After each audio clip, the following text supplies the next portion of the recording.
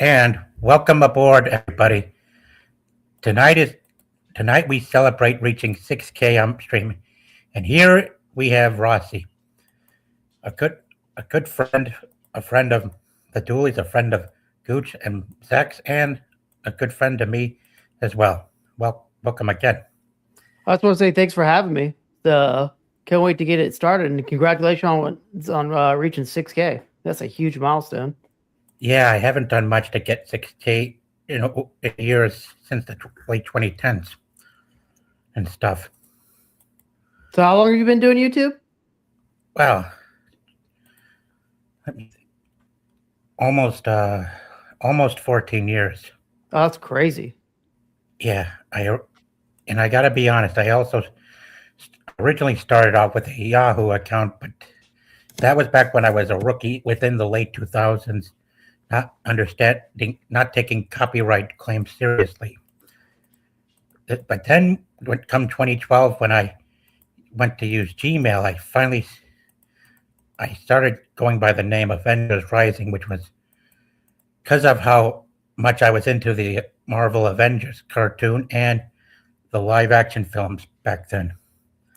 But over time, up until 2024, from after seeing what the genres become under the current management in Hollywood, not only as well as having to get too worked up over how much and how badly damaged DC's been, I decided to go from using a picture of Marvel characters to using that of the Pokemon Giratina, and it's for one good reason. It's called the Renegade Pokemon, which means deserter, rebel, or stuff. Something to represent going against the machine and stuff. You know what's always been crazy to me is that you've watched Earth's Mightiest Heroes, right? Yeah. They did Secret Wars better than the MCU did. Their version of Secret Wars was so much more comic accurate and better than that terrible Samuel L. Jackson show. It's one of the worst shows I've ever seen in my life. Like you were saying, it just made me think about, the decline of everything and, with the animation. Yeah. Yeah, I was into Earth's Mightiest Heroes. And what got me even more interested was that one of my favorite voice artists was voicing Wasp. Her name was Colleen O'Shaughnessy, and she also reprised the role as Tails in the live action Sonic films. Yeah.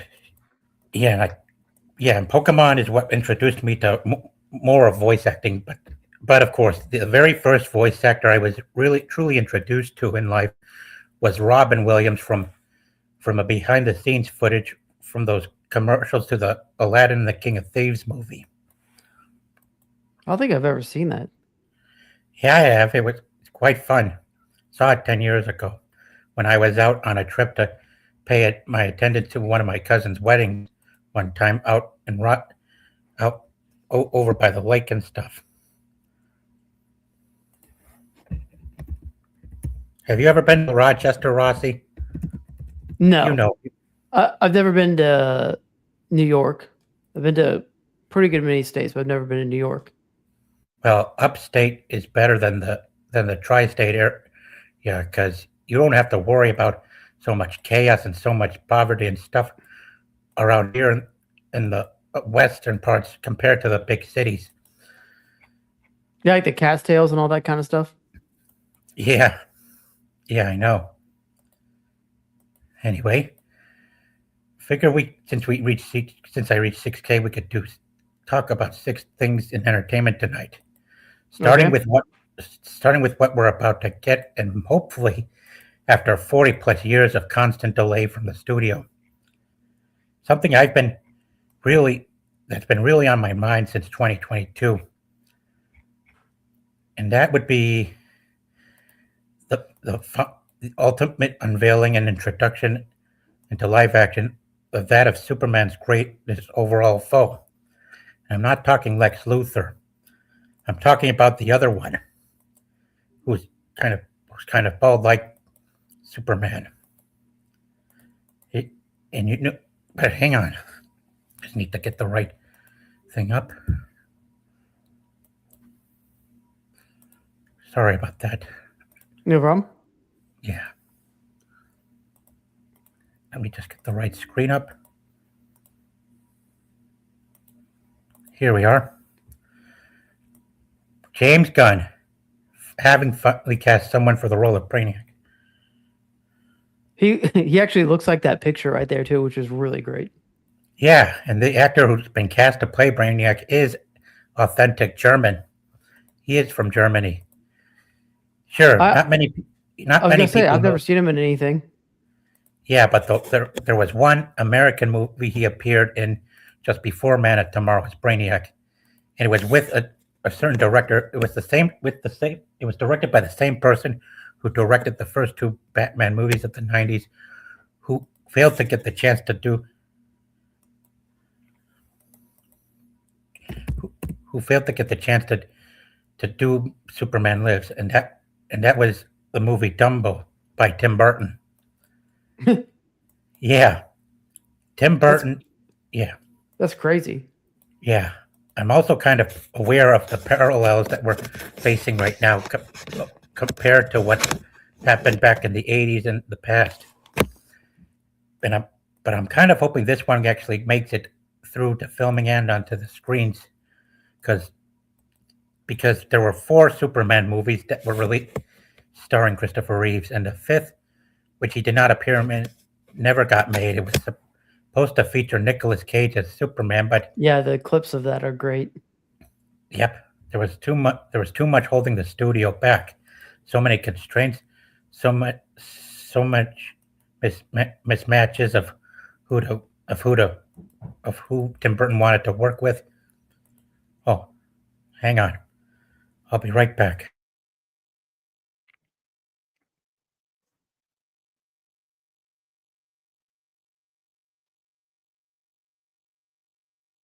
Yeah, I actually don't know too much about Brainiac.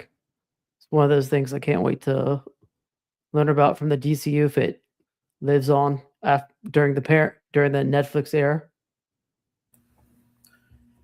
Yeah, it's surprising that we're finally that they would publicly announce the actor playing him. Yeah, I have Do you to have tell you. do you have a favorite like Brainiac run or story that you would recommend? Because like I said, I'm more of a Marvel guy than a DC guy. The 2008 Superman Brainiac storyline, with the one where Superman and Supergirl were on their own to stop Brainiac from harvesting one of their from taking Metropolis. Oh, okay. Yeah, from 2008. Whatever, Ronnie. Yeah, yeah, yeah. It's been getting to. Yeah. What was crazy is that WB never had the chance to actually feature other villains in live action Superman movies, not even Brainiac, because of everything that's been going on over there. That's kind of like where the management's been more focused on chasing after the past rather than sticking to new ideas and what hasn't been used yet. I mean, like Brainiac's thing is right. Like he shrinks down planets or cities and then keeps them for like a collection. Is that what he does? You bet. It's also what makes him one of Superman's greatest foes. And the more planets he collects, the stronger he and stores inside his ship, the stronger he gets. Oh, that's cool. You bet, Rossi. There hasn't been any other villain that major of a deal to Superman other than Lex and Darkseid. Yeah. Well, Lex is Superman's arch enemy on Earth. Brainiac is Superman's arch enemy in space. Oh, okay. Yeah. So what do the tubes do? They like stick to his head and everything. Is it feed him information? Yep. And it also helps him learn, feeds him knowledge of cities from different worlds he hijacked, including even Krypton. In the comics, when he took Kandor, he learned much about their heritage and stuff. It's quite odd that they never even studio never even. And the reason I have this as one of the topics is because of how crazy it is that the studios never even got bothered to do a live action Superman movie featuring other villains from Superman's A list. Yeah, yeah, exactly, Ronnie. Lots of people have had enough of seeing Lex and Zod as the villains in live action Superman films, and it was crazy of how some came out and defended WB and on constantly rehashing and recycling the same stuff from the Reeves era of Superman movies. I kind of wonder too sometimes because like he looks like visually a complicated villain. I wonder if they kind of had to wait for special effects costs to come down and stuff like that to give the character like justice as far as his look. I always wonder if that comes into it. Like I said, DC's been in such disarray for like 20 years. Yeah, even longer. And Superman's been in disarray even longer, even back to 1980 when the Silkins fired Donner over their dislike of his cut of Superman 2, which featured Superman fighting Zod, and because of how reckless they were to just fire someone and replace him with another director to follow their orders to remove and reshoot scenes. Not only did they make that theatrical version flop, but it also led to a cascading effect where other studio executives under Steve Ross constantly neglected to use Brainiac and not even bother giving other villains from the comics like Metallo or even Toyman a chance, that they just made stuff up and rushed on with production at $36 million, which really caused Superman 3 to tank badly at the box office as well. I've never even seen Superman 3 because I had so many people not recommend it to me. Good thing, too. Yeah. Yeah, that's where all our issues with WB's mishandling of Superman films began, Rossi. And hi, voice protagonist. Thanks for stopping by. What up, voice protagonist? Yep. Yeah. But also, I don't think it's just how much it costs on digital effects and stuff, Rossi. Gunn had a reason for casting a less noticeable actor like Lars Ettinger for Brainiac, and it has to also deal with how much it costs to hire people for certain roles these days as well. Yeah. But luckily for Ettinger, he should be tall enough to play this version of Brainiac. But they might also have him make his take of the character based off that from the new Absolute Superman comic, where Brainiac doesn't have that many cords connected to his head. He's kind of more of a puppet of rage. Also, I do wonder, Rossi, with many films that have been coming out in Hollywood today, drawing parallels to others that came out over the past 40 years, which movie or movies and shows do you think that Gunn's Man of Tomorrow will draw parallels from? I'm not sure because, like I said, I know this green suit that in the picture right now. I know Lex is using that right now in the comics, like because I've been paying attention to the DCKO, and he's got a really similar suit to that one. Like I said, with James Gunn, you never know what he's gonna do. Hi, what up, Sammy? And hail the Zax. Thanks for stopping by, Zax. What up, Zax? Yep. Yeah.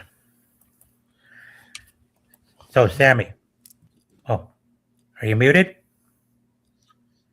Not anymore. Good. Plug. Thanks for hopping on. Oh, of course. Yeah. Anyway, Sammy, what are your thoughts on Gunn having Brainiac lined up to take on Superman and Lex in the Man of Tomorrow?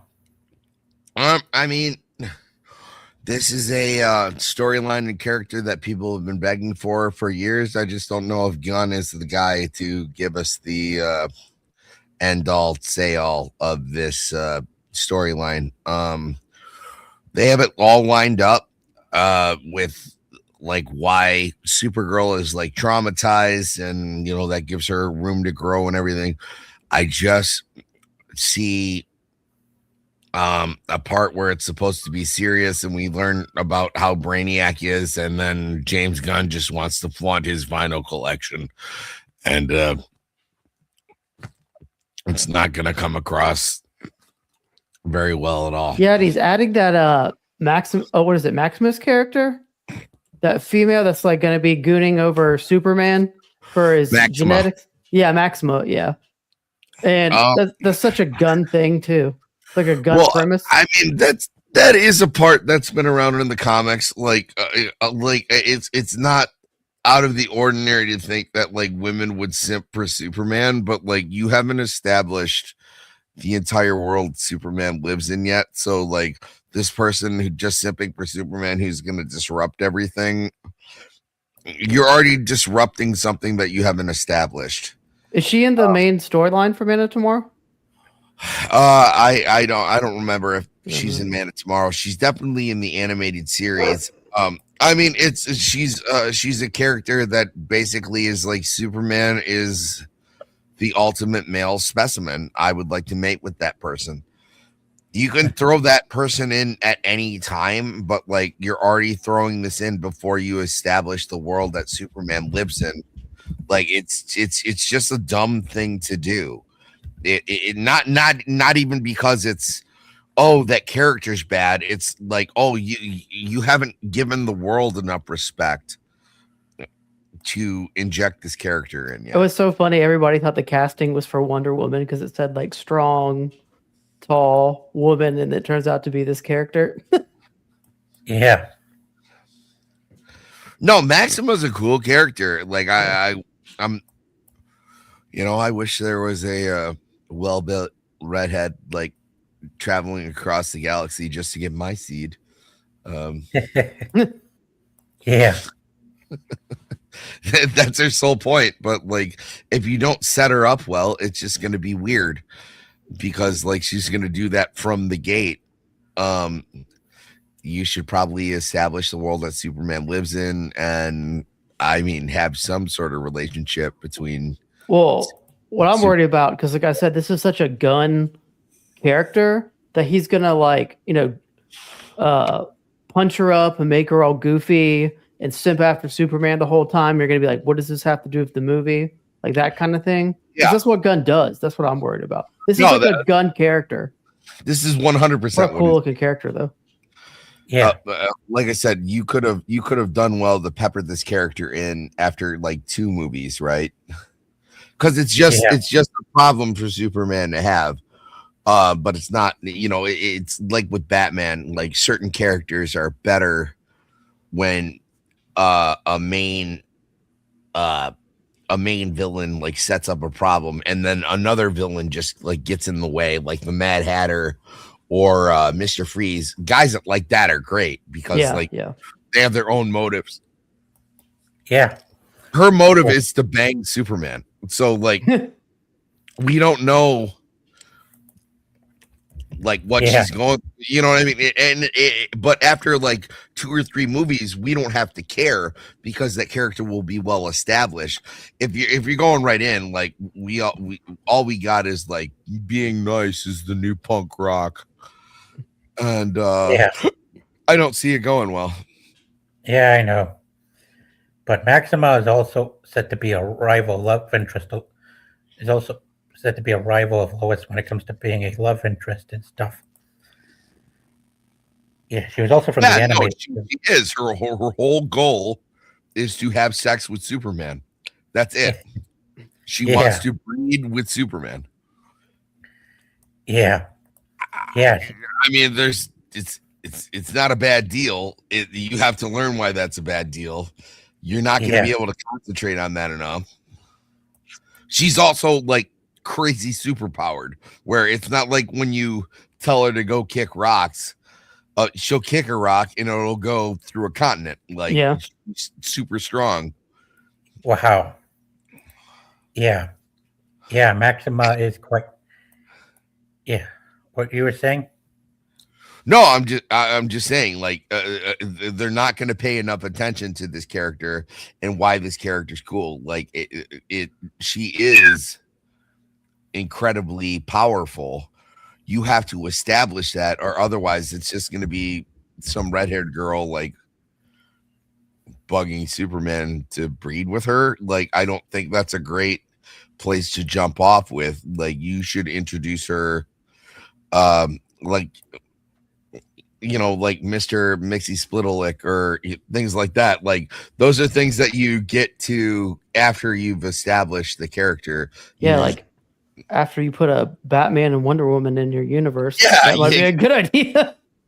Well, that was my big thing, right? Is before Batman versus Superman, Dawn of Justice. Yeah, that's how long the name is.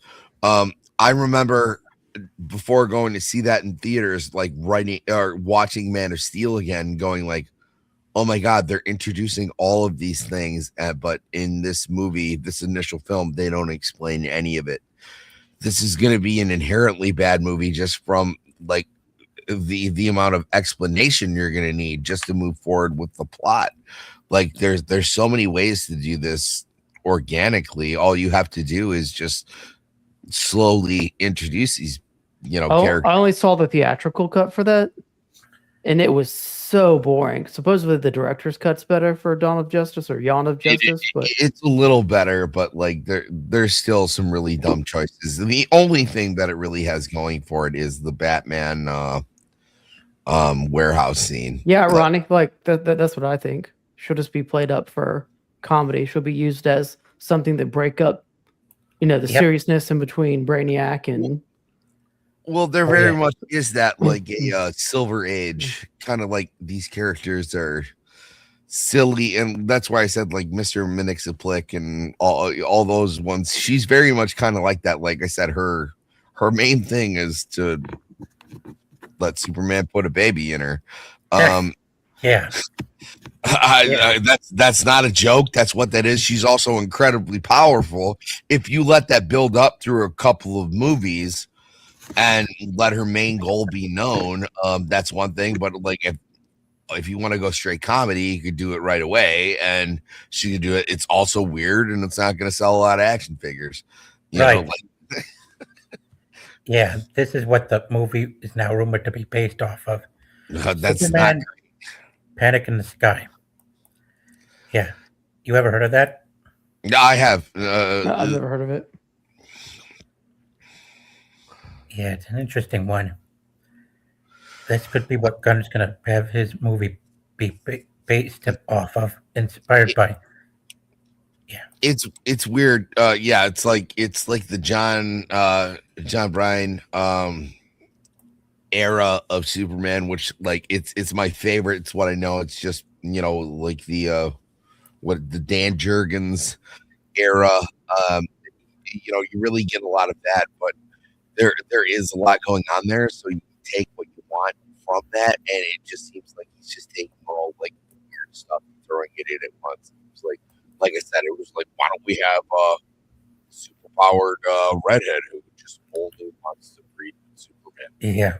And it was like, oh yeah, no, yeah, we'll do that in the first like movie outside of Superman. It was like, no, like introduce who Batman is, or like make steps to build this universe. It was like, nope, girl who wants to breed with Superman. Number one. Like, it's such a stupid thing to do. Yeah, you got a point. This does sound like the kind of character Gunn would have in mind for a female lead and stuff. Well, they also have in this era that they're going through, they're going with like Matrix, Supergirl, which is like also like a pretty cool concept. There's this would be like Leather Jacket, Superboy. Great place to start as far as I'm concerned. This would be like Tim Drake, Robin. I know they said that they already wanted to start with Damian Wayne, but like you can already go with like the quintessential Robin already happened. This is what we have. I found a boy who was raised by Ra's al Ghul's like League of Shadows, and I have to do. You can establish all those things. You actually have to establish all those things. Like Zack Snyder never got it, and he was like, "Well, what if I had all the characters sitting around a campfire, and then it's just like a explanation dump? Like what if like all the characters just told what they were about around this campfire? Like you can do that." You just can't do what Zack Snyder did. You can't have like this information dump. You have to have a couple of films in between this. So you might be able to introduce a lot of these characters. For the love of God, please don't try to introduce them. Like, like let some of their background be explored. I mean, because like what we're already getting Lobo. Lobo is so outside of the DC universe of what's important. Like that doesn't matter. We should get like Lex Luthor, Kryptonite, Metallo, the Parasite, guys like that. We should get some Toy Man. Any one of these instead of here's Lobo. Like Lobo should have his own movie introduction. Yeah, I know. Yeah. But one thing I did like about the Superman movie is that it did give me a feeling as like a kid being like dropped into the old animated like Justice League series where everything's like kind of established and everything. But like you were saying, if you're not a fan of the DC universe and you're just kind of thrown into the movie, you really don't know what's going on or who these people are. Yeah, no, you almost can't, right? Like, especially if they're gonna go like, we're gonna throw in Maxima in the second movie, and it was like, no, you have so much more work to do before you do that. Like, why would you do that? And it was like, I probably found like this cool song on vinyl that I'm gonna play. Like, that's just James Gunn being James Gunn, right? Like, you can't. Yeah. Well, I kind of think there's that rumor too that he can't introduce his Batman till the Batman 2 is finished contractually. Exactly. And that might be a good thing. Yeah, but like it kind of makes sense why he hasn't introduced his version yet, because like I said, in the slate is like 2029 or 2030 for that movie.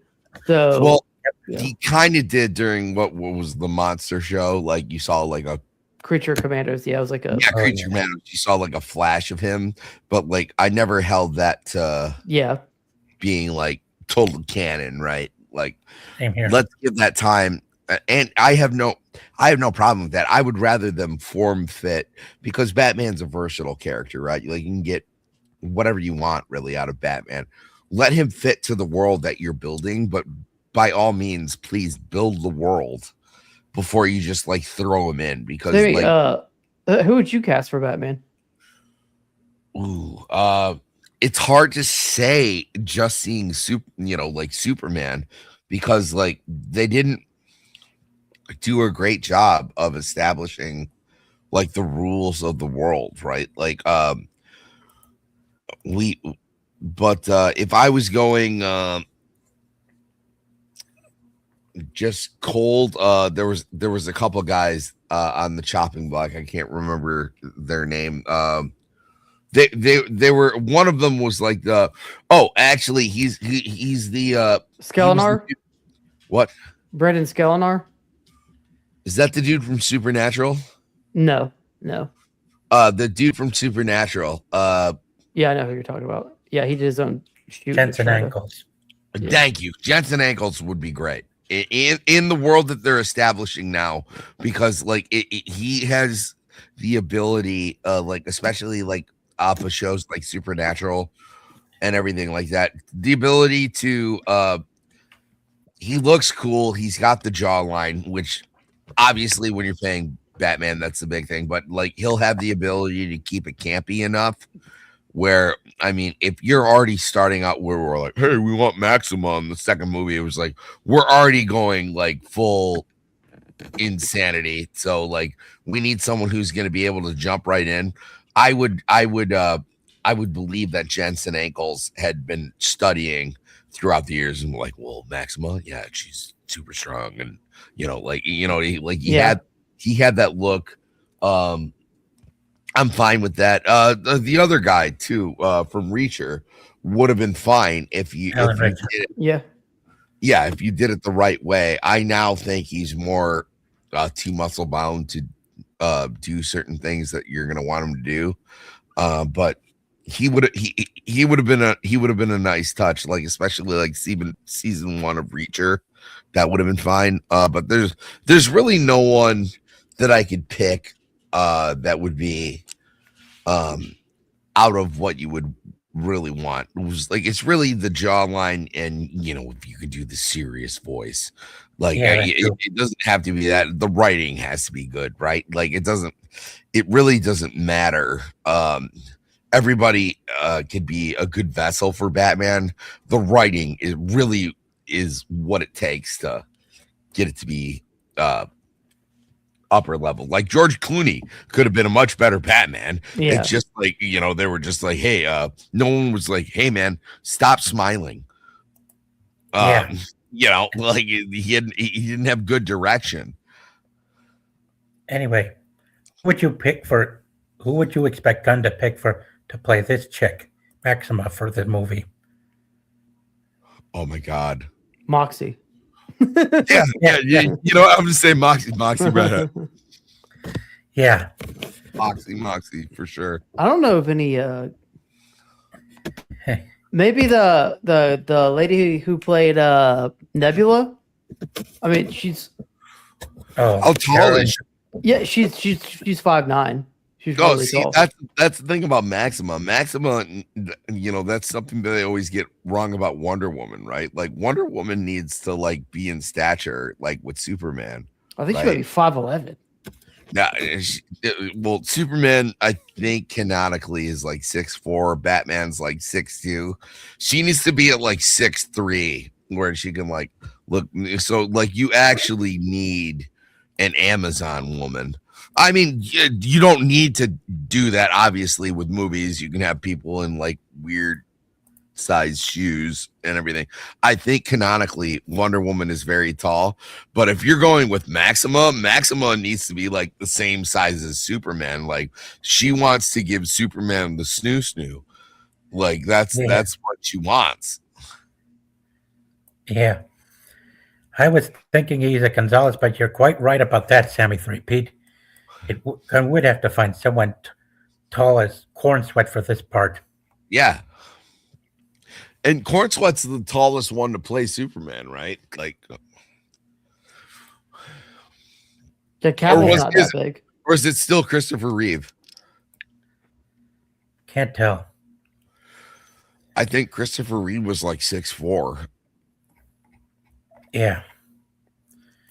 Yeah, I think so. Anyway, there's other topics I like to cover tonight. And with Brainiac being one of the projects that are going into filming soon that have been long overdue to be seen in live action, especially in the live action Superman movie, there's another movie that's coming out that's said to have been long overdue since the 90s. And that's part of the Nintendo. Legend of Zelda. Yeah. I'll be seeing this in theaters for sure. Yeah. I mean, I haven't heard anything about it that would turn me off to it. Everything that I heard about it was like speculation until like they actually announced the cast. Should be fine. Yeah. I'm surprised they went live action for this because supposedly they want to make like the Super Smash Brothers universe. Yeah, they come into a movie, and if he's live action, I mean, I guess they could find a way to turn him into a cartoon or something. I don't know how they would do that. Yeah, it'll probably be like an Into the Spider-Verse thing, where change in animation, which would be cool. Yeah, but Sony got this. Sorry. No, you go ahead. It's your show. But the reason it's being done as live action is because Sony acquired the rights to developing the movie, and they're aiming for live action, feeling that it would gain them even more people to go and see the thing. I mean, I've been introduced to Link and Zelda since the Smash Brothers game, and since 2024, I got more into the IP, by starting by playing as Link in Tears of the Kingdom. It was quite a tough game to beat, but I managed to get through it okay. Did Ocarina of Time is like top 5 favorite games for me ever. Yeah, I mean, it's amazing. Yep, Ocarina of Time's but number 1. This movie is said to be based off the original game, while having Link, Zelda, and other characters incorporate their clothes, their gowns, and uniforms from various games in the Zelda franchise. And as you can look over here with Zelda, this is obviously Nintendo's. This is how you would look at the dress code for her these days, given the era we're in with Hollywood now. I mean, it's fine. Yeah, she didn't, and like she's changed her, her outfits like several times. She used to look kind of like a nun originally. A priestess, actually. Yeah. She had a pink uniform and gown. It was definitely more of a sorceress, but she did have bow and arrows in some of the games before Breath of the Wild. Just as you see Bro Braggerson holding in this still. Well, in Smash, does she have arrows in Smash Brothers? No, I don't think she does. Well, I think so. No, I can't imagine. I think she uses a wand, right? I can't remember. I really can't remember, especially for like the OG. Yeah. Yeah, like that looks really good. Like that picture down there, they look almost identical. From the Breath of the Wild game. Go down a little bit more. Go a little bit. Yeah, right there. Like, that's a pretty good representation. Hey there, Vagavon. Hey, sorry I'm late. And congratulations on the 6K subs. Thank you very much. I'll be sure to have a raid organized just before the stream ends, so that we can raid your stream next. For now, we're talking about the Legend of Zelda movie. It's one of the 6 topics to discuss on my stream tonight. How long have you known about the Legend of Zelda franchise, Vagabond? The franchise, ever since Super Nintendo. Yeah, Link to the Past was awesome. Yeah, even it took me over a year to beat Link to the Past because I couldn't find the flute, which was in front of my face the whole time, but I saw the guy holding the flute flying away. But I dug like the whole entire map of the whole game. My first one was Link's Awakening. Was like my real introduction. Like my older cousins had out and was like, oh, those like NES cartridges are gold. That means something. And then, when I had a chance to actually play a Zelda game, I was surprised what a good example of a Zelda game Link's Awakening actually is. It's just as far as like canon wise, it's not. It doesn't really fit very well with everything else, but that's my first introduction. I was introduced to him in the Smash Brothers games. Oh, okay. Yeah. I do hope this movie is not completely based on the Breath of the Wild and Tears of the Kingdom games, because I wouldn't want them to do copy and paste just to make a movie and get it over with. I would go back to where it all started, back in the 80s and the 90s, and focus on basing some aspects of the trilogy they're planning off of those, especially Twilight Princess. I haven't played Twilight, but that would be a great game to play if they do come out with the remaster. Yeah, I have Twilight Princess. I like Twilight Princess. Yeah, it's one of my favorite ones of the series. I know Breath of the Wild is fine and all, but I find them to be too easy compared to the past Legend of Zeldas. My favorite ones is Majora's Mask, and then Link to the Past, and then Ocarina of Time, and then Twilight Princess is up there because that one, it was also darker in tone, which I like. Yeah, me too. I always took to every single one of them like that, like they're an iteration of one story. Yeah. Like, Yeah. like so Majora's Mask, it's gonna be its own thing. Like, it's a darker era of like Ocarina of Time and everything. Like, I enjoyed the premise of the game more, but like I always tried to take them as their own thing, right? Like, I don't look at Mario 3 and Mario Odyssey as I regard them both as Mario games, but I don't take them in the same breath, right? Like, I tend to stem away. I don't really like anything on N64. Nothing. I'm trying to word this right.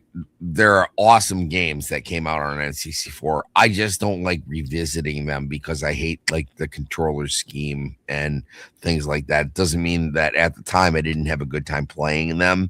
I would I would play Twilight Princess over Ocarina of Time. I tried to go back and play GoldenEye on the Switch. Yeah, and the controllers were so bad. I couldn't do it. To play GoldenEye, you need an N64 controller. I'm sorry. Yeah, you do. No, you do. Yeah. When they released the Mario like digital collection, and I was like playing it on like a Switch Pro controller, and I was like, wow, like you still can't control the camera. Yeah, like I specifically got this for well, I don't have the Switch too. I have the Switch, and you pay the $50 a year to get the N64 games. Yeah, all the Nintendo. I know you can remap buttons, but they're unplayable unless you have an N64 controller. Yeah, that is one thing on there. I do like that they have a back library on there, but yeah, unless you got that, I have the Sega controller. I have the SNES NES controller. I kind of didn't bother with the N64. I really don't like that era of gaming as much as I did on PlayStation. That really was because of the DualShock. You had that extra joystick, and I enjoyed that much more. Like, I'll take Metal Gear Solid over anything kind of in that. That was the winner for me. I could probably get lost playing Wave Race, but like I would actually play like Metal Gear Solid or Spyro or something like that. I had both.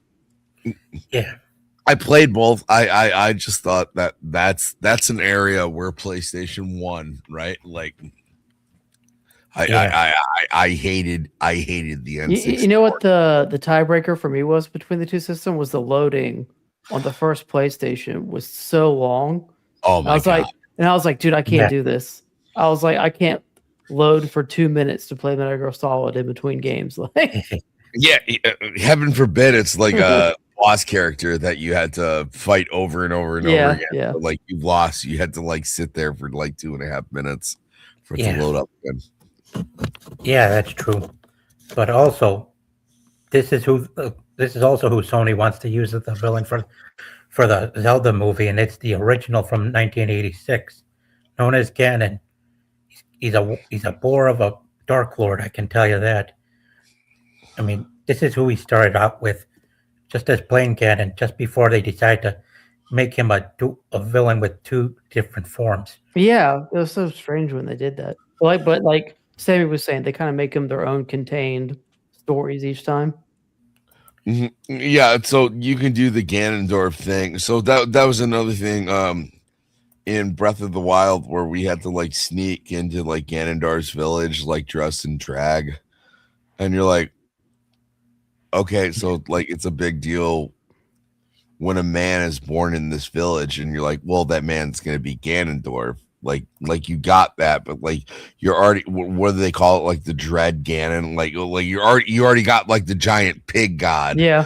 Like you know, it was like, why are we exploring this? Like I don't get it, but it was cool. It was cool. I'm just saying you don't need to use everything that's like needed in the, you don't need to use everything that's accessible to you. So, but if you're gonna do the whole link and drag thing, like do that before you establish who Ganondorf is, because other than that, we already have like the giant pig monster, right? Like it's all going to the giant pig monster. Either make them the giant pig monster or don't. Yeah. Yeah, and that's and Ocarina of Time is where they decide to make Ganondorf and Ganon the same person. Well, that's where they decide to do 3 different timelines, right? Like, they decide to have it like branch off into 3 different things. Well, yeah, which is cool. So, so the way it works is, after the events of Ocarina of Time, it's you have the timeline where Link fails. That's where you go to, Majora's Mask, and then, well, not necessarily Majora's Mask, but that's where you get Twilight Princess and them from, and then the timeline where he wins, I think, if I'm mistaken, that's Zelda 2. Yeah. And then you have the other one where it's Wind Waker or the Kid Link. Yeah. So, but overall, I think so basically it's like if the way to think about it, it's like the Avatar, the Last Airbender, or the Avatar for the so after our Link and Zelda die or whatever, then including Ganon, because he also holds a part of the Triforce, that those 3 always get reborn in other timelines within the same realm. Oh, that's exactly. Cool. Yeah. Now, I do like that. Ganondorf is kind of like an inevitability. You've either beat him or he's going to eventually like come about. He's much more powerful, like when you look at like Breath of the Wild and things like that. But like, I'm pretty sure that's like earlier in the storyline. It's like a separate storyline, but it's earlier than everything because like they established all the lore in Hyrule. There's so many things going on, so like that's why I keep all of them kind of like separate. Where like like that's fine, that's fine. You're also establishing them usually on a new console, and that's kind of the one that shows you everything the console could do. So like when Breath of the Wild came out, like that pushed the Switch to like its limits. You got to do basically everything the Switch had to offer. Not so much with Tears of the Kingdom. That was more like, hey, we have the sandbox aspect, but they were showing you that like the games still are like growing. I really do think like Twilight Princess is like the last like true Zelda game. I don't like the temples as much as I like dungeons. There's also some history there. I'm pretty sure you actually like fight like Link from the original storyline,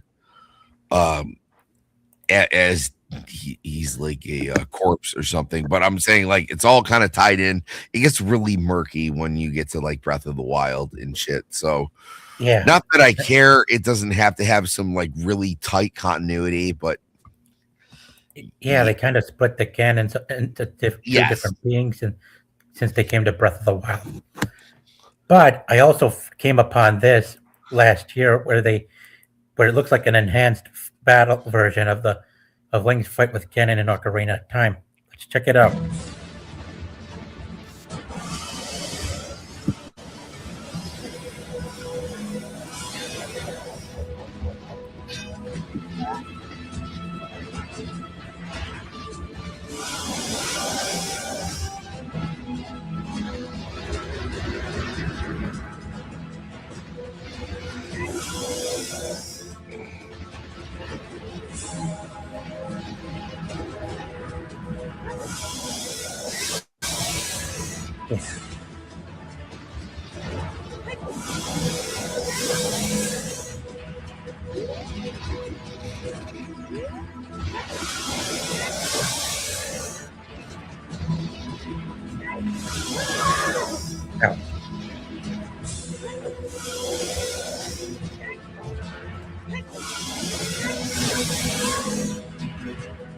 I haven't seen this since like 97 or 98. Yep. 98.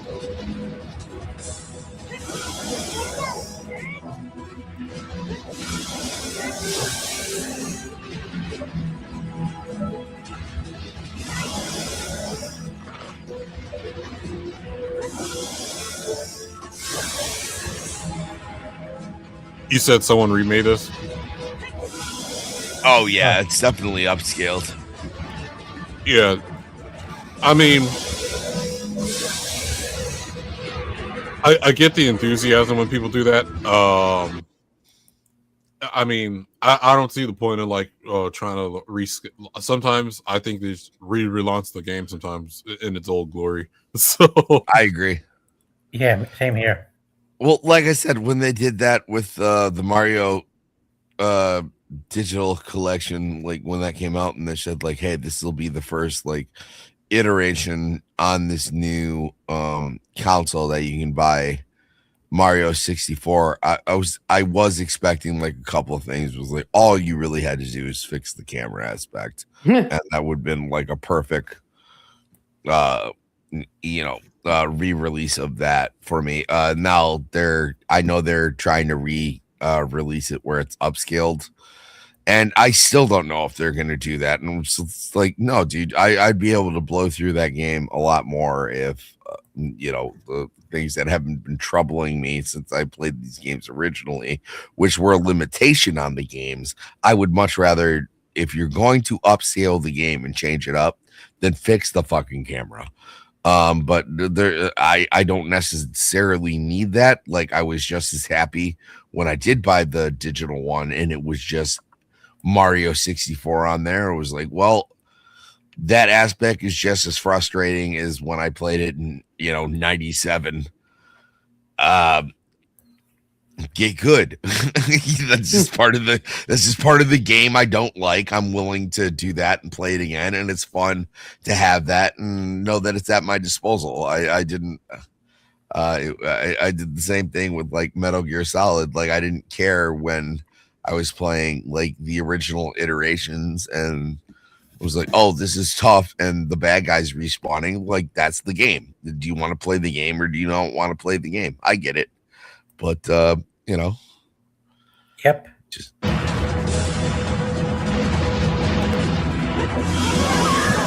That's just it. That's the game release. That's just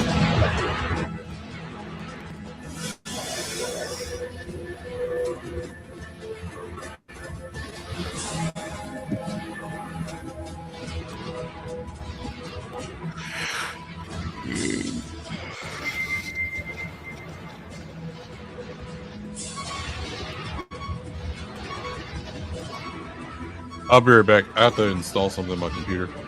Sure. I have to restart it to install. Okay. All right.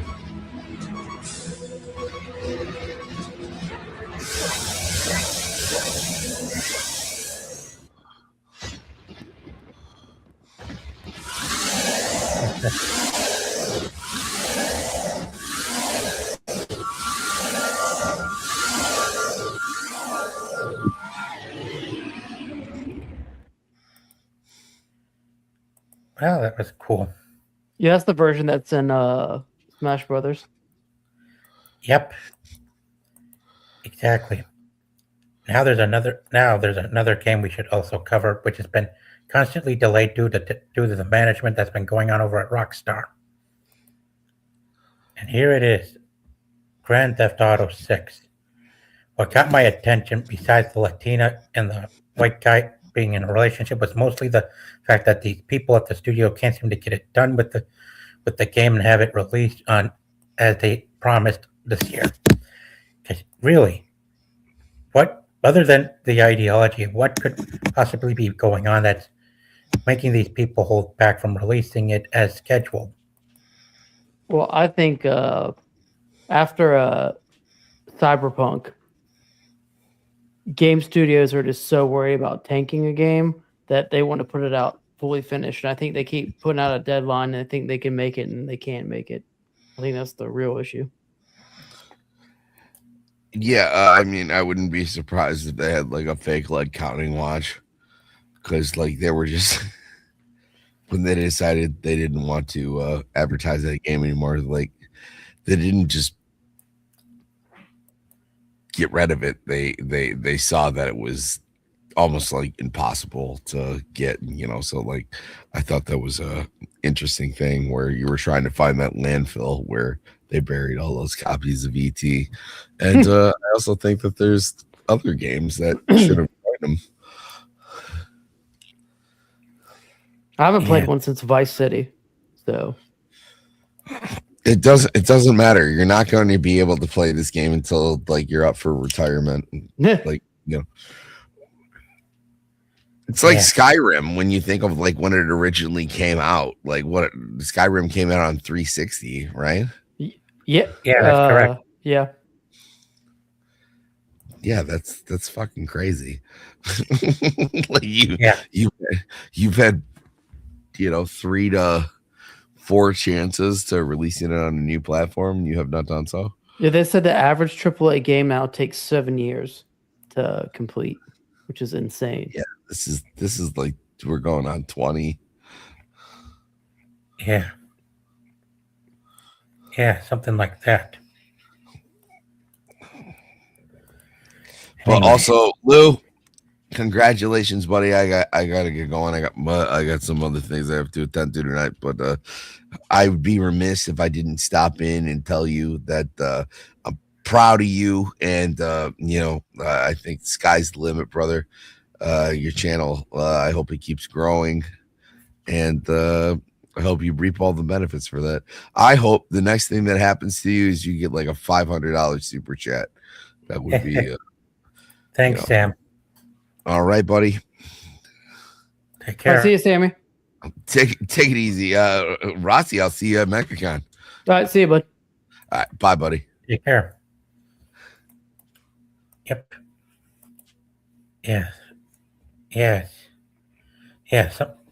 Some people. Is this your most anticipated game that's coming out? I don't know yet.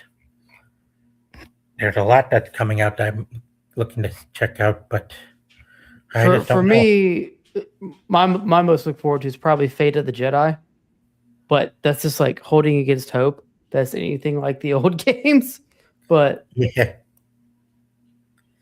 I hear you. I mean, Fate of the Old Republic. That's what I meant, not Fate of the Jedi. Yeah. Anyway, now let's go to the 4th topic for the stream. That would be Brand New Day. It's been 5 years since No Way Home, but now they finally got their gears going on filming this 4th film. I was expecting them to focus on the actual storyline of the comic, but because of all the interconnectivity going on, and with Sony's contract with Disney, they've decided to forsake the comics and start going against the source material by basing it off different variation of comic books that came before Secret Wars and stuff. Did you see today they announced that there won't be any Marvel trailers at the Super Bowl this year? Well, that's a good thing because people have been getting fatigued from too much of the content that's been coming out, especially from how they've been handling it. But Mando Grogu's getting a big trailer. That's why they pushed them off, because they didn't want to compete with each other. Yeah. But also, this movie is speculated to have Spider-Man go up against Scorpion and other villains in this film. Yeah. Yeah. Supposedly it's a montage. It's going to be a montage in the beginning of the film of like what's happened to Peter since No Way Home. Yeah. Yep. He's looking to try to live a life of his own without getting his friends involved. But clearly Sony and Disney can't seem to want to let him move on from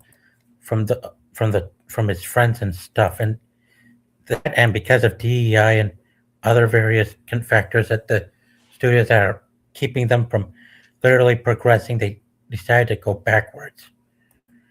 They're set to go backwards with this film. Well, making him go back to MJ and to Ned. when it comes around. Not sure how they're planning to do it, but it's also rumored that he'll be facing off against multiple villains in this film. Who do you think Sadie Sink is? Oh, good question. Yeah, Sadie Sink. Yeah, they haven't even revealed her role yet officially. I think she's Jean Grey. I think they're betting the switchers. I don't think she's this Shothra character. Too obscure, doesn't really make any sense. They want to bring in the X-Men. You know, I wouldn't be surprised if she's, you know, either a variant or, you know, somebody they got pushed in through an incursion or something like that. Yeah. Yeah, we thought it was, some of us thought it would be Shathra, but because of the multiverse and stuff, but sadly not. You're all, too much focused on connectivity and stuff is what has Jean Grey as the main suspect for their. She's working with the Punisher though, so that's weird. I don't know what they have to do with each other. That's the only thing. That's the only thing that makes me think she's not Jean Grey. But like I said, it doesn't matter anyway because everything's going to reset after Secret Wars. So Yeah, but under the same umbrella that had the previous one. do you think she'd be a good Jean Grey? Well, maybe, but I'm not even sure. We're not even sure yet. Yeah. She looks like a Jean. Like more of like the 1960s, like original version. Because like that, because like Kevin Feige already said he wants the new X-Men to be young, so they can, you know, do like 10 years of movies or whatever. So. Yeah, good point. Yeah, she's just come out. Yeah, Stranger Things has been what gave contribution to Sadie Sink's rise in star power in Hollywood. Yeah, I haven't seen her in anything else. I don't even know what else she was in. Mm-hmm. Yeah. Who do you think Ruffalo is going to be? There's rumors he's going to be Mr. Fix-It, which is interesting. Yeah, either that or the usual Hulk. It's quite. Yeah, for now they seem to be keeping everything under wraps. Yeah, they did a really good job this time because there's like no leaks, there's no confirmations. Yeah. Yeah, but Also, will we also get to see other villains in this film besides Scorpion and Tombstone? That's another thing. They're even bringing back the same guy from the PS5 games to reprise his role as Tombstone for the brand new movie. Yeah, that's cool. Who's the guy on the far right? That's Captain Boomerang. Oh, okay. Well, plain Boomerang. Yeah, just plain Boomerang. Yeah. Yeah. Yeah, so much going on, but yeah, some of us kind of feel bummed out. Oh, hang on.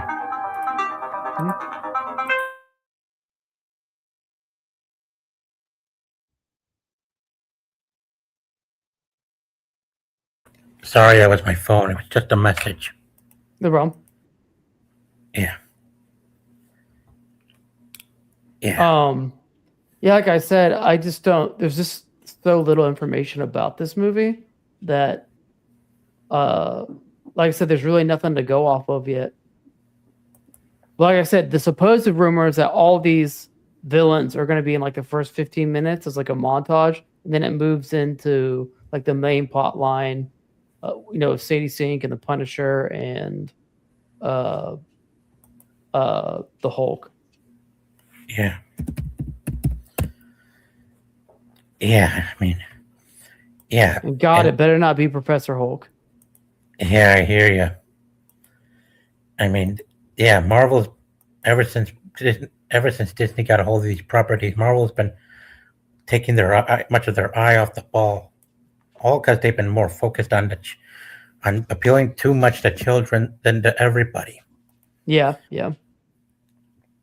And the way they got Hulk set up for this movie, it's like they don't even know how to even what to really do with the IP since they just got Hulk into their universe. Well, it's kind of like it's the James Gunn effect is what really hurt it, because once Guardians was successful, they were kind of like, oh, it was funny, and they're obscure characters, so now we can use all these obscure characters that nobody really cares about, and then make them really funny, and people will love it. And that's not why we like the Infinity Saga was great, almost from like start to finish. Like, sure, there were some duds, but I mean, even going back, like, look at Dark World compared to like modern MCU movies. It's way better. Absolutely. Yeah, and I just don't get why Disney didn't even bother to do a sequel for Hulk. Yeah. When they other than and why they didn't even bother going back to getting contracts with Universal worked out before announcing more slates. Have you ever watched World War Hulk, like the old Universal animated movie? Huh. It's really hard to find now. I think it came out like 2008 or 9, Welcome something back. like Yeah, Something like sorry that? about that. If you haven't watched it, I can't recommend it. I can't recommend it more. It's really good. Yeah, I bet it is. You can't find it streaming anywhere. You have to get digital copies because I guess Disney doesn't want you to go back and be able to buy the. Yeah. And I don't even understand why Disney doesn't even want to. Sometimes, yeah, stuff like that. Oh, Rossi.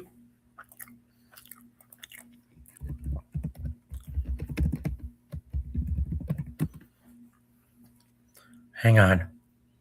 Rossi should be back up soon. Sorry, You okay, Rossi? crashed. Yeah, sorry, Streamlabs crashed. Give us Wow. that error. Yeah. Yeah, I was just saying that you can't find the movie streaming because Disney doesn't want you to be able to get it, so you can only get it like used now on Amazon.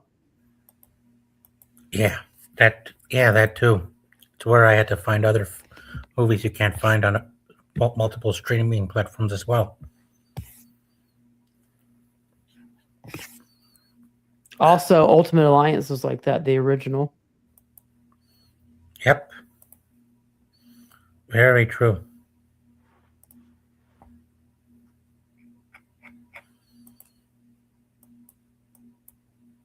Okay.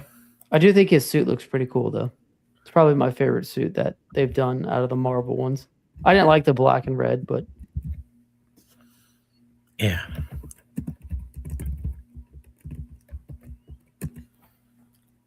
And next up, Doomsday, which a movie that's been drawing too much controversy since having RDJ cast for the role of Doom instead of having Cillian Murphy or anyone else for the role of Doom. I hate it. Yeah, me too. It feels like this is Iger's doing, and since he took back position at Disney, and that they couldn't even, for some reason, bother to replace Jonathan Majors with someone else for Kang. Yeah. Like, Doom is such a good character on his own, and in my opinion, he's top 3 Marvel characters of all time, if not the top. And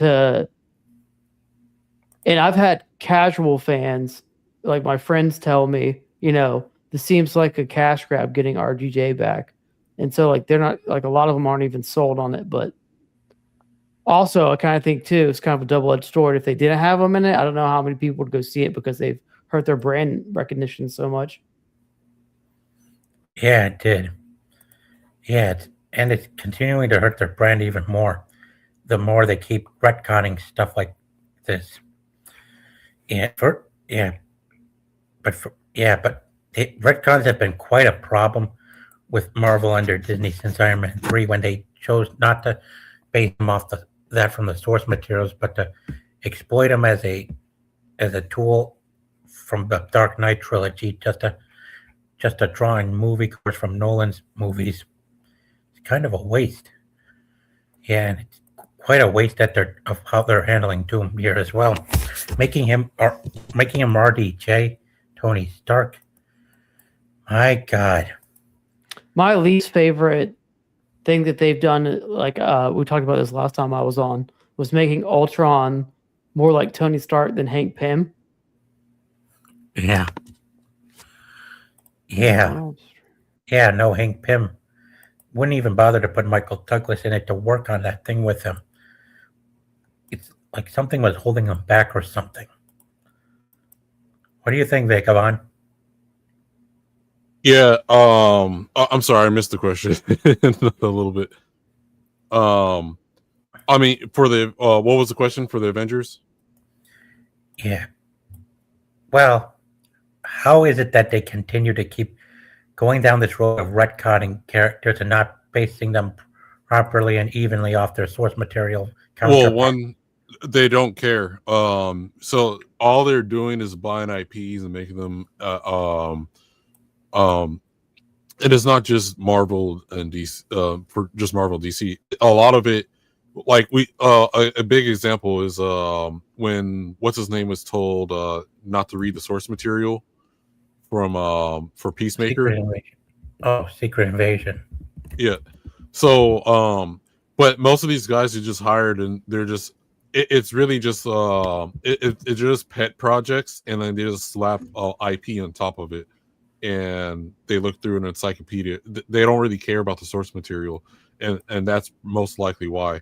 Well, what's interesting is that for the Fox X-Men movies, they told Hugh Jackman not to read the comics, and exactly. Kevin Feige had to sneak him comics on set and tell him to read them. He's like, "Don't tell anybody I'm doing this," because he was like, "You have to know like who Wolverine is, like the blood rage and everything like that."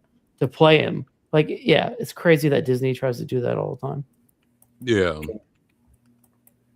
It's just like Star Wars, how Disney's tried to wipe away the George Lucas Star Wars for theirs. Right. Exactly. Such a disruption and creativity and continuity. And I even heard rumors that they're looking to use this movie to get us out of seeing the rest of Sam Raimi's universe featuring Tobey Maguire. Sam was out there like either yesterday or the day before saying he still wants to do a Spider-Man 4 with old Tobey, like him having a family and stuff. So, yep, which would have been great. Yeah, fans have been hashtagging for the continuation of previous Spider-Man films since No Way Home. I still don't know what happened with Spider-Man 3, though. That really hurt me. After that, I was like, all right, Sam, I think you're done. Time to sit this one out. That movie was so bad. Yeah, I know. They even wasted Eddie Brock. Yeah. Like, Topher Grace didn't look like Eddie Brock. It was so strange. Yeah, I know. He looked like someone else. He looked too much like Peter. Yeah. Yeah, you got a point. He was like the same build. Yep.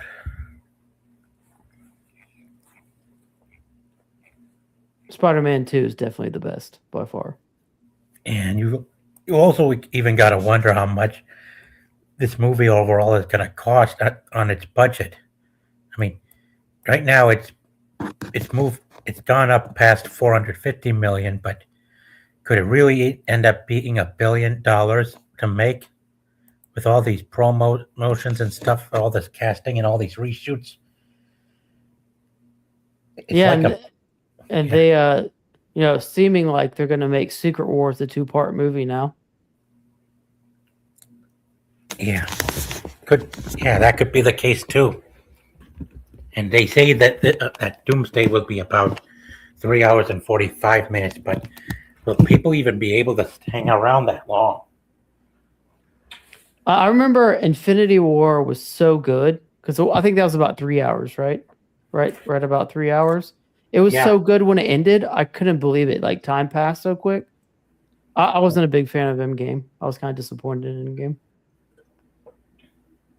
Yeah, they killed off Iron Man just to make a martyr out of him. Well, I hated the blip. The blip was so stupid. And then and then when they brought people back, it was 5 years, and it just made things way too complicated. Yeah, I'm not going to answer it. I mean, I'm not going to watch it because I don't know. I've been out of the Marvel and DC movies anyway. That's why I just mainly just stick to anime and video games. Yeah. Yeah, and I've been it's also part of the reason I went back to went to switching my profile name and picture to Giratina as well back in 2024.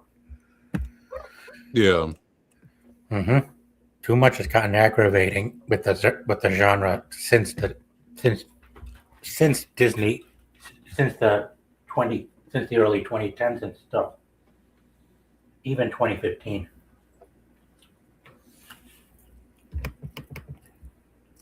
Okay, there's just one more thing to cover.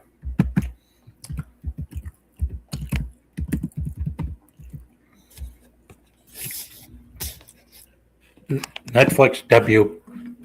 Yeah, you guys have seen the reports of Netflix buying Warner Brothers, right? Yeah. This is This would be the last thing to cover before we raid Vagabond stream. Let me get the thing back up. All right. Yeah. Right now. Yeah. Since December, Netflix has been declared to be the winner of the bid, and as of right now, they're paying all cash in to acquire the studio. Right, Paramount so far is still looking to try to get the studio from Netflix to. Yep. They're out in Europe right now trying to get politicians to block it in Europe. Yeah, because the antitrust laws are the only and stuff is the reason that the CEO of the Paramount doesn't want to stop fighting for control of the studio at WB. I mean, yeah, it was. I don't think it should be able to go through. I mean, they're the biggest streaming company by far. This is just going to make it even worse. I'm surprised it went through. I'm surprised the government hasn't made more of a hoopla about it. But like I said, I think it'll probably go through. I don't think Paramount can really do anything unless if Trump steps in for Larry Ellison, something like that. But other than that, I think it's a done deal. Yeah, that too. Yes. You got to imagine what it would be like if Netflix successfully acquired WB and had it merged deep in its archives as a folder. Yeah. Do you think they'll try to reboot the Snyderverse? I don't know. A lot could happen. Yeah. I think if Gunn actually pulls off like Man of Tomorrow and they get some steam, maybe they'll stick with him, but I could see them kind of doing it. But like again, like the Snyderverse I enjoyed some stuff in it, but it was like 50-50 for me. Yeah. Yeah, me too. It was quite fun. Shame it couldn't last long because how messed up WB's management under Barry Meyer was. Yeah. I mean, this studio has been so regressive with the WB's been so regressive with the DC IP since the 80s because of their budget constraint policies and stuff, as well as each executive acting more like a politician instead of an actual businessman. Yeah. But yeah, I think this is basically a done deal. I don't know, what David Ellison can do to stop it now. Yeah. That's if it goes up to like $35 a share. But Yeah. it did seem like the WB was favoring Netflix by far. Yeah. Very much. And Ellison's been fighting to try to get the studio to disclose much of everything that's been going on. But remember Netflix said they're willing. They were pretty sure that they're going to have to go to court for 3 to 4 years to win this. And they said that they were all in and they didn't care. So yeah, that too. Well, guys, that might as well do for tonight. Thanks for coming again, guys. Oh, thank you. Sorry, I was kind of late and in and out. I gotta go take care of my dogs and stuff too. And there's a cat. Not a problem. I see you got a cat on your head too. Yeah. Yeah. Cats are cute. Especially when there are more of them. Right. Oh, I got a whole pack of them. Yeah, I feel the same way. Yeah, I think well, everybody does. Yeah. All right, guys. Let's go and raid Vagabond stream. I already got the coordinates lined up, and we should be good to go and ready when he's ready. Okay, yeah, my stream's gonna be 8:30 p.m. tonight Eastern or 5:30 p.m. Pacific. I swear it's not hentai. Where our special guest is Lieutenant Garantina. Congratulations on reaching 6K views. I mean, subscribers, not views. But yeah, congratulations getting 6K subscribers. Tonight's topic, if anyone's interested, we're talking about our anime we think that are hidden gems, or even manga as well too. That so outside of the mainstream of just maybe some obscure anime that maybe should be a hidden gem for other people. Yep. All right, guys, let's go and make our early raid. Catch you there. All right, take See care. ya.